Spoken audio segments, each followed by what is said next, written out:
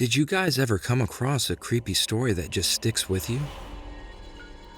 It plays in your mind.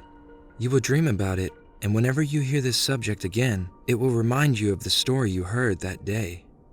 The next story is kind of like that. The Slender Man is a famous creepypasta legend about a scary paranormal creature.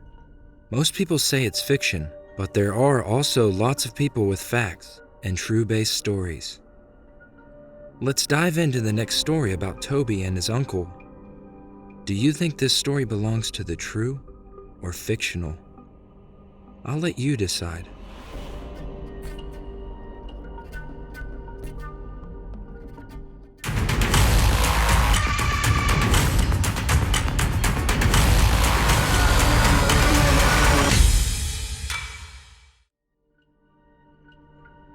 Welcome to your next Chills Before Sleep. Make sure you hit the like button and subscribe for us to provide you with more scary stories. Let us know what you think in the comments section, and don't forget to enable all notifications. You want to hear a story, kid? Our camp supervisor asked. All the kids sitting around the campfire gave a unanimous resounding yes. Mr. Jacobs, our supervisor, chuckled a bit and started his story. Once there was a beautiful little kid, just like you all.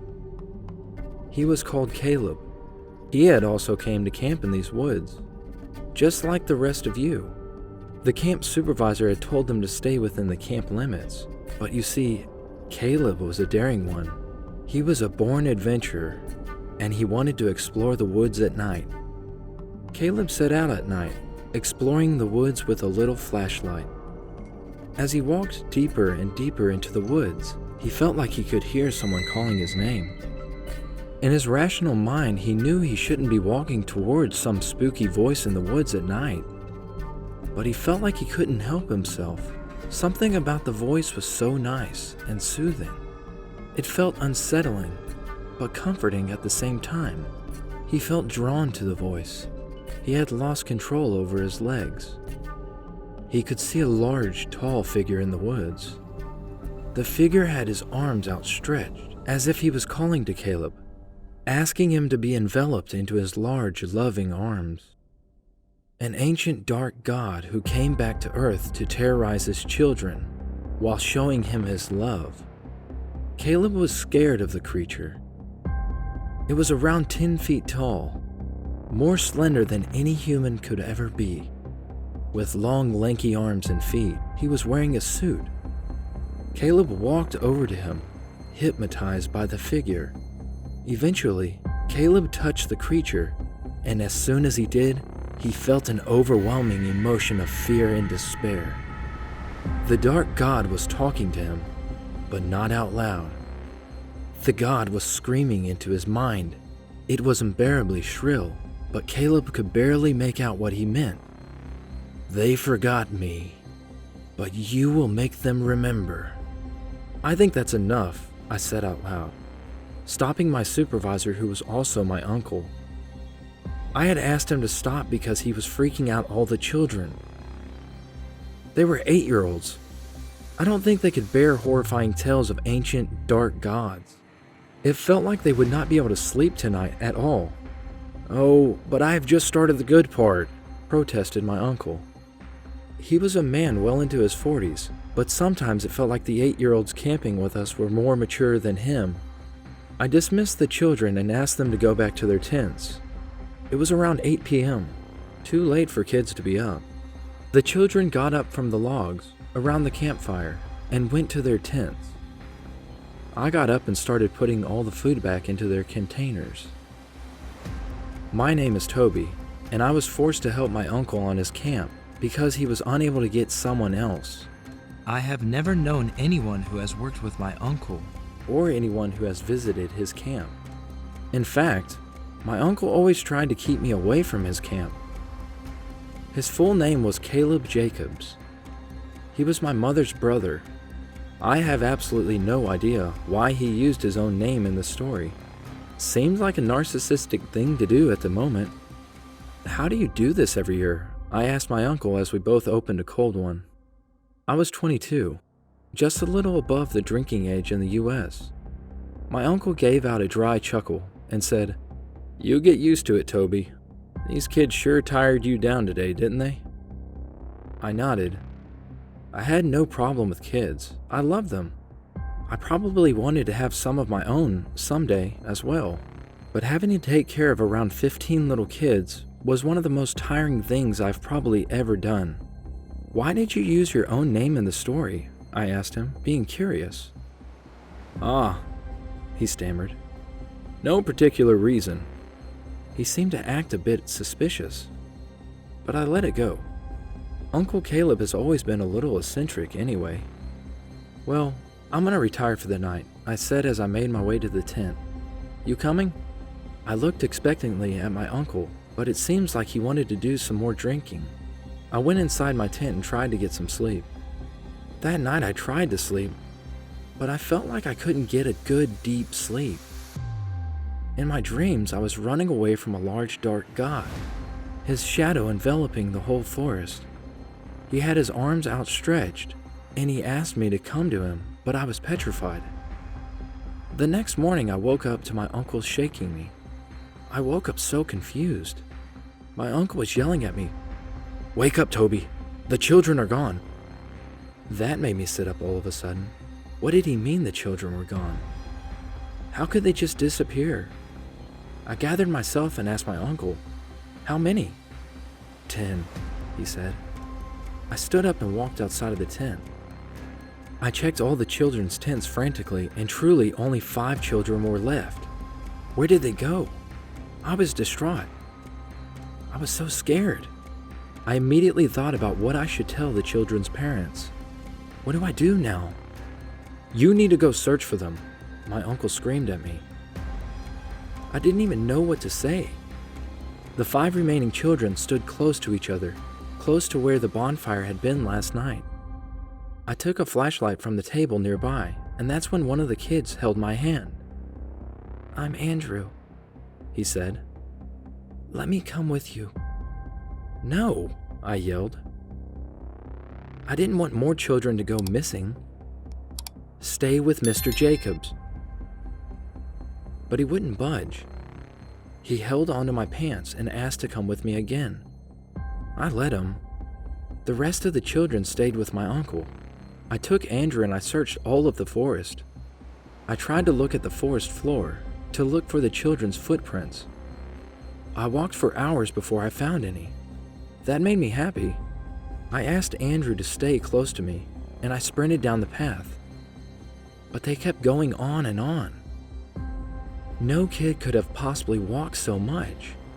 After following the footsteps for a while, I came to a clearing, but what I saw completely petrified me. There was a big clearing with no trees, no bugs, just empty lands. And there were thousands of children's footprints, even millions maybe. They had no pattern. It was as if millions of children had been led to that clearing and had simply lost their minds. A small stream ran close to the clearing, and it was running red. Andrew screamed in terror. That was exactly what I wanted to do as well, but I was so horrified that it felt like I could not utter a single sentence. It was as if my mind could not comprehend what it was looking at. It was as if whatever was happening was bigger than you or me. It was something on a cosmic scale, and it was not meant for me to know. I couldn't bear to look at the scene any longer. I took Andrew's hand and I ran back to the campsite. When I was close to the campsite, I saw it, a large, dark god. He was tall and big, and he had no face. He was inviting and comforting. It was as if he was beckoning me to come to them. I walked towards the campsite, and I saw my uncle touching the creature, his body limp, and his eyes glazed over. As soon as I walked closer to him, however, my uncle suddenly woke up and looked at me. All the children were gone, even the ones that were left with my uncle. I looked behind me. Andrew was no longer there. Andrew was now in the embrace of the dark god and right in front of me. Andrew was melting into the body of the dark god. It felt as if he was losing his existence. He was fusing with the dark god, becoming one with him. I tried to run towards him, but it felt like I could not move. I was stuck to the ground. I could not move. The dark god wouldn't let me. It engulfed Andrew. There was no Andrew anymore. He had become one with the dark god. Then there was a long silence, and there was a bright flash that made me close my eyes. When I opened my eyes, only my uncle was there. "I'm sorry," said my uncle as he raised a knife. I tried to run away, but I couldn't. My legs were still planted to the ground. My uncle was walking towards me with his knife raised. Tears were flowing down his face, but he was resilient and hardened. He had done this before. "I'm sorry," he said. "The story was about me. The man, the god asked me to do this. I called him Slender Man. He asked me to do this. I had to open up a camp and get more children. He said he needed more children. He said he needed sacrifice. It's perfect. No one remembers the children. Even the parents forget that they ever existed. Once the children fuse with the dark god, they become one with him. They're all him now. They're all Slender Man. He lives in the woods. He's feeding. Once he gets enough sacrifice, he'll be strong enough to leave the woods and travel the earth to get his meal. But until then, I feed him. We feed him." My uncle fell down on the ground. He punched the earth in frustration. The knife was still in his hand. "I pray to God every day, but he never answers. All that is left in our lives is Slender Man. The dark god is upset at us for forgetting him. So now he terrorizes us. He'll never let us forget. Toby, never. And I'm tired." As he said this, he raised the knife and stabbed himself in the stomach. I wanted to scream, but I couldn't. I felt like I was stuck in place, acting as a statue. I didn't move. I couldn't move. And I couldn't speak. I watched in horror as my uncle bled out in front of me. But he didn't seem like he was in pain. He seemed content. He seemed like he would finally be free from the restraints of what he called the Slender Man. And as I watched every bit of life leave my uncle's body, I saw the long, lanky figure return. After everything, I should have been scared of him. But I couldn't help but feel drawn to him. He stretched out his arms as he came closer to me. He had no face, only pale white skin all over his body. He was not from this world.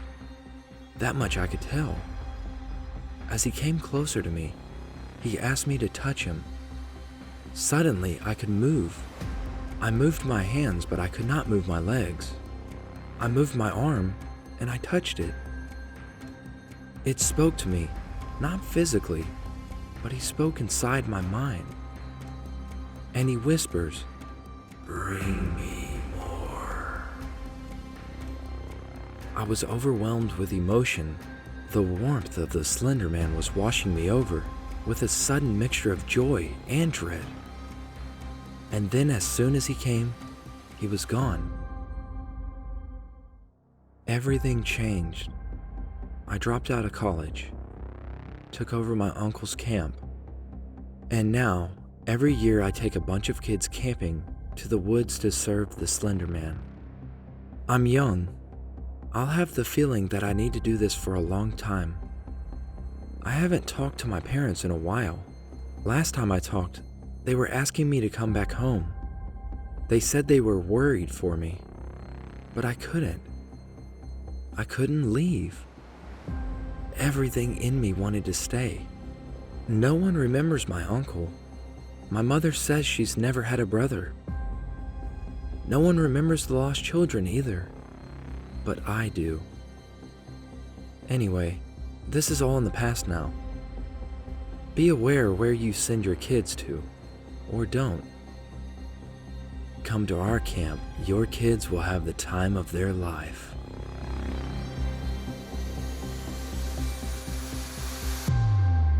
Thank you for watching this video. Have you experienced a similar situation or another scary experience? Don't hesitate to submit your story by email or in the comments section down below. Ready for your next chills before sleep? Make sure you hit the like button and subscribe for us to provide you with more scary stories. Let us know what you think and don't forget to enable all notifications. Be the first ones to get the chills.